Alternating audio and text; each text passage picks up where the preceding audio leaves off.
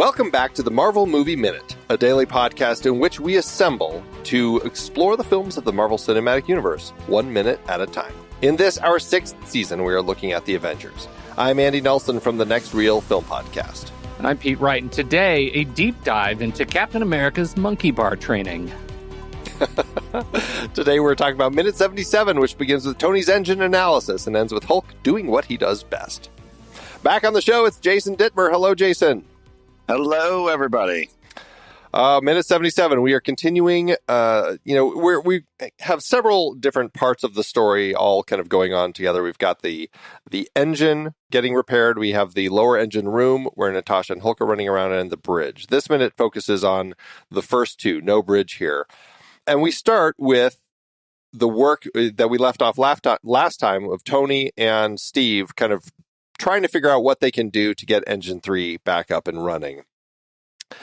At the start of this, we're looking at Tony's HUD as he's examining the coolant, and we see on the HUD coolant damage report and Engine 3 schematic, diagnostic feed. And Tony's lines, very science-sounding. I got to get this superconducting cooling system back online before I can access the rotors and work on dislodging the debris.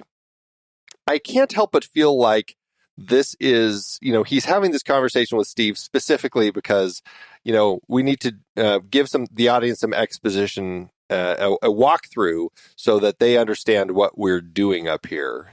A lot of the stuff that happens here, it does seem designed just, it's very comic booky. Like the first thing that made me laugh, aside from the superconductor line here, is, as Tony is looking at this, I don't know what it is, like a broken fan that's kind of hanging loose.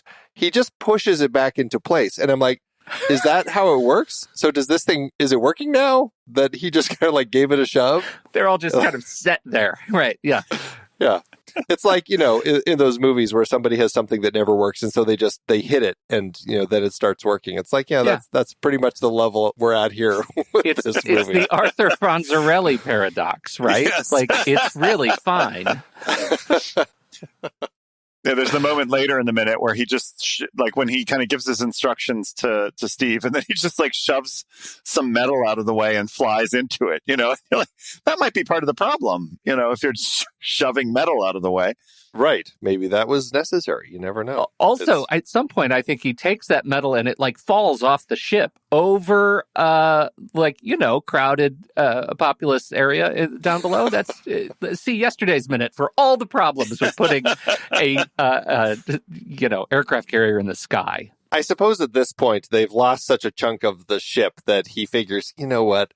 It's already creating so much damage. They're not going to notice one more piece that ends up hitting. They won't blame it on me. They'll just blame it on Clint and his team. So what I do like about this, though, is this is a moment where we do get Tony, somebody who has the tech smarts for doing what needs to be done here, taking charge, and Steve kind of, jumping into soldier mode and following orders and doing what because he doesn't clearly understand this, which, one of my favorite beats here in this minute is when Steve pulls the control panel open and looks at all the relays, and it all is clearly so much more technologically advanced than what he was looking at in 1945. And he just says, it seems to run on some form of electricity, which I think that is actually a really funny beat that we have in this particular minute. And that gives us a fantastic sense of delivery too. It's just really, really great. Yeah. Absolutely. Yeah. And it gives us a sense of Tony knows what he's doing. Steve knows how to follow orders and can do it if told what to do. And so we get a sense of this is how, for something like this, how they're going to actually accomplish working together. And I like that here. I do wonder about Steve's decision to leap across the opening over to the other side to look at the panel, because what he does is he does some gymnastics on a pipe or something that seems to be hanging loosely out. And I just wonder, are you sure that that's intact? This whole area has just blown up. And it does make me a little concerned that he's leaping around on things. And, it just doesn't seem to be super smart. This scratches a particular itch for me, though. Like, I know it's ridiculous and silly, and cinematically, it's designed to give us to like paint that picture of anxiety for us that, he is doing this jump not just to a pipe that is hanging out and may not be connected very well, but also because it's like thousands of feet in the air and it's all very perilous. But it also, like, as a human being, it makes me think of the documentaries that cover like the monkeys that live in the canopies in the Amazon and they have just no fear of falling. Like, I wonder, as a human being, what that must be like. Like, just to like be Captain America and have no deep interpersonal fear of gravity anymore. Just like the super serum solved gravity for Cap. And that's kind of incredible to me. Like, that's one of the greatest, the greatest bits of his transformation is that it solved gravity. And now he's just another monkey in the trees. He's just another monkey in the trees. That's actually his preferred habitat. Like, when he's done here, he just goes and lives in a treehouse. Out in the park or something? Yeah, well, Jersey, they don't call it the Garden State for nothing, Andy. Oh, that was all a setup for you to make your Garden State. the whole line. Woo. Oh, wow. I'm exhausted now. I think I have a little bit of a sweat. I can imagine that took a lot out of you.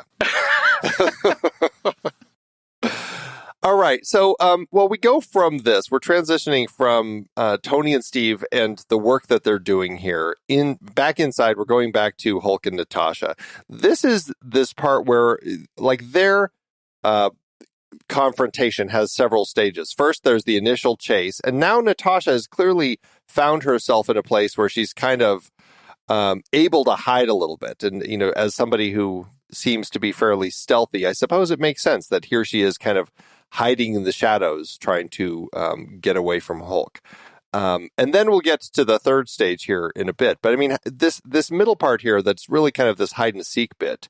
How does that work for the two of you? Especially knowing kind of Natasha and kind of her background.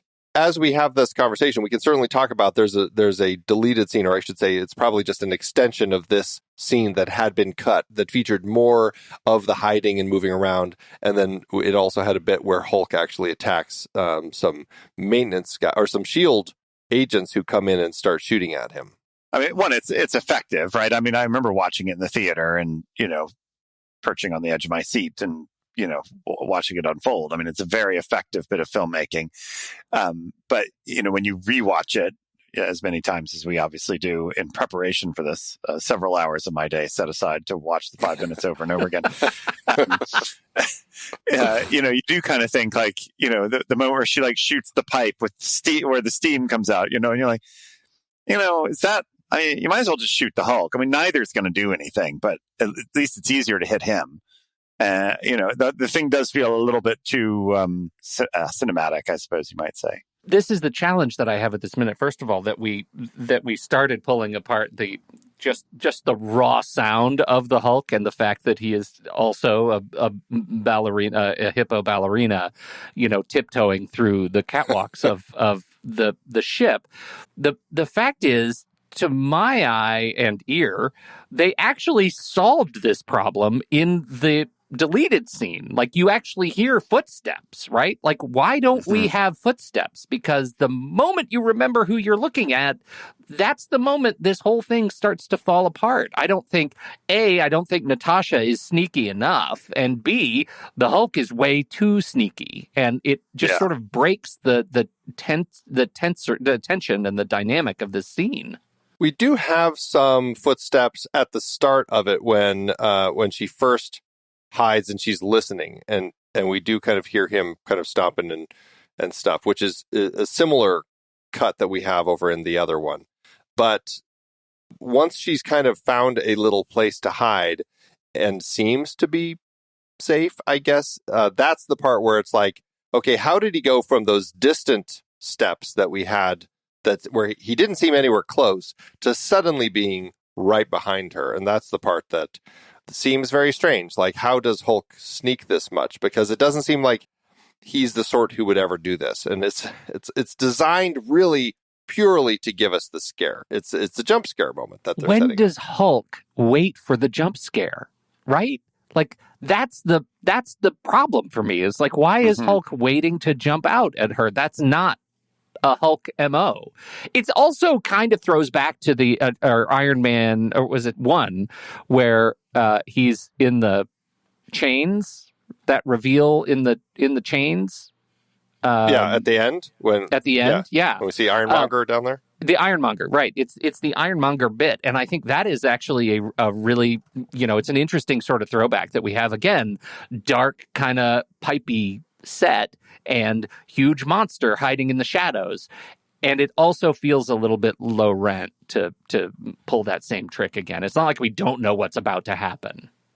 And is there something, too, about, the Hulk's persistence here is kind of like, do we have any kind of other scenes where the Hulk, who's not Professor Hulk, as I know, because obviously the rules all change then, but right.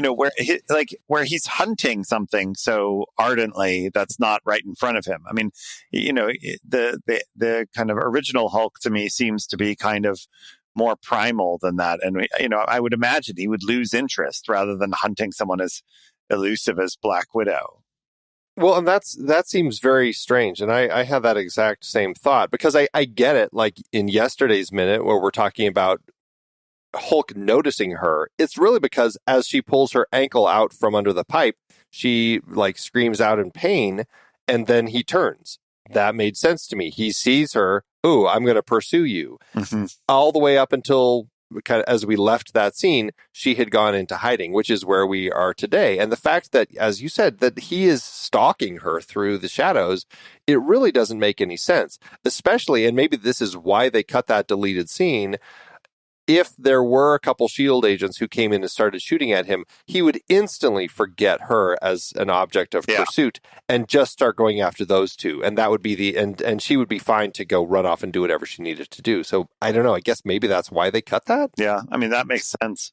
But it still leaves the question, why is he being so targeted in his pursuit of her after losing sight of her and hence perhaps losing thought about her? Maybe this is how wild Hulks show their admiration for others. Is he maybe it's wild Hulk? kind of a mating. It's kind of a mating ritual. He's peacocking. He's peacocking. The Hulk pheromones are loose, and he can't control himself anymore. That's exactly what happens. He's gonna eat. What you can't see is that he's like peeing on pipes in the background. Like that's what he's marking his territory. Once he locks eyes on a potential mate, he'll never give up. Right. You get it. The next tagline for the next movie. Rom-com. Well, that'll be interesting to see Professor Hulk then peeing on pipes and doing whatever he needs to be doing. It would be funny having him like deal with that inner conflict. Like I want to do science, but I can't help. Must pee on that tree. You just can't change the nature of the beast. Good luck, Andy, figuring out a title for this episode of this show. Right. I offer that to you.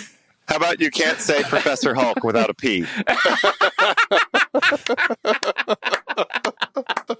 I doff my hat to you. There it is. There it is. Wow. Oh, that's good. Too funny. But that does take us out of hiding, and now she's kind of left hiding because Hulk found her, and it just, I mean, it's almost one of those like moments in a different toned movie where when he spots her, instead of roaring, he would say peekaboo and rip the pipes open to start chasing her. I do kind of like the moment where she shoots the pipe to spray at him instead of shooting him, although it would have worked better. She shoots an oxygen intake pipe. It would have worked better if it was like, I don't know, liquid nitrogen or something that we see so often. I don't know why they would have a liquid nitrogen pipe in the helicarrier, but hey, it's a helicarrier. Why not? Because it has to cool the superconductor. Yeah. But okay, so it's like, okay, at least she's doing something to, I suppose, confuse him or something, but at least give her a chance to get off and away. And this is really where the run starts. And this is, I don't know. I'm I'm so curious about this part, which, continues into tomorrow's minute. I mean, I like that we get this final moment of this cat and mouse game between the two of them, but it also does make me wonder, again, going back to our point yesterday, especially with these hallways, if Hulk's out, how do they get him back into that cage so that they can get him off the ship? He's so big. These passageways are so small, and it looks like a lot of really important stuff on either side. Apparently it's not that important, though, because no one ever comes back to talk about the rehabilitation of the helicarrier post-Hulk. He's destroying a lot of catwalk in this sequence. Apparently it's just trivial catwalk. Yeah, it's maybe this is the section of the ship with a bunch of servers that have not been connected to things yet. Yes. Yeah, connecting to storage rooms. They're all the backup pipes. It's nothing but a big warehouse of pipes for them to reinstall later when something else gets broken. Oh, this is exactly like in the beginning of the film when we have those pipes fall out of the ceiling that aren't connected to anything. Yeah. It's just like it was pipe storage. This is the same thing we have. Spare pipe storage. Jesus. It's the whole front of the helicarrier. Nobody talks about it, but when they're not at war, they use the helicarrier to shuttle pipes back and forth between the East and West Coast.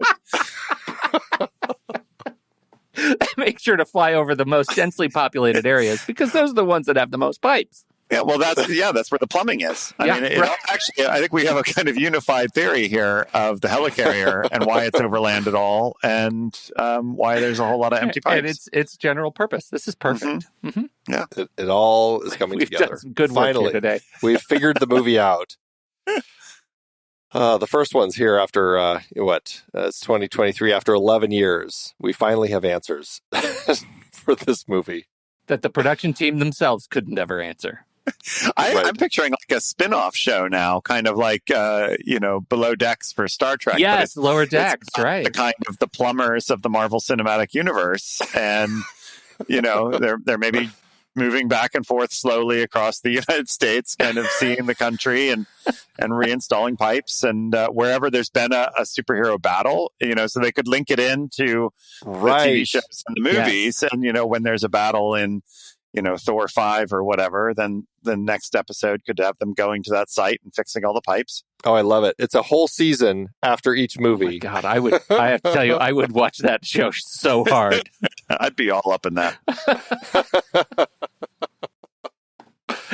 Well, I don't know if there's a better spot to end an episode than here, because that was pretty perfect. So let's end it. We'll be back tomorrow to finish talking about this run as Natasha runs from Hulk. So, Jason, tell everybody again about your book. Oh, my book, Andy?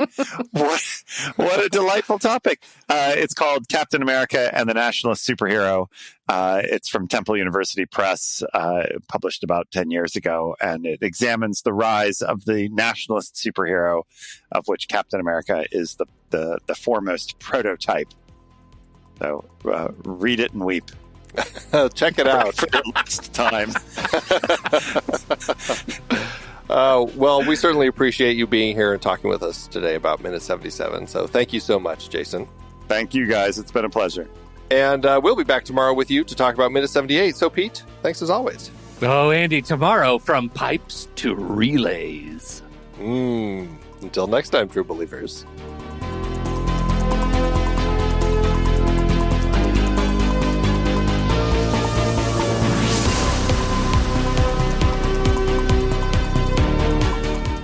Marvel Movie Minute is a production of True Story FM, engineering by Andy Nelson. This season's music is Message to the World by Anthony Vega, and this season's show art is by Winston Yabo. Find the show at truestory.fm. If your podcast app allows ratings and reviews, please consider doing that for our show.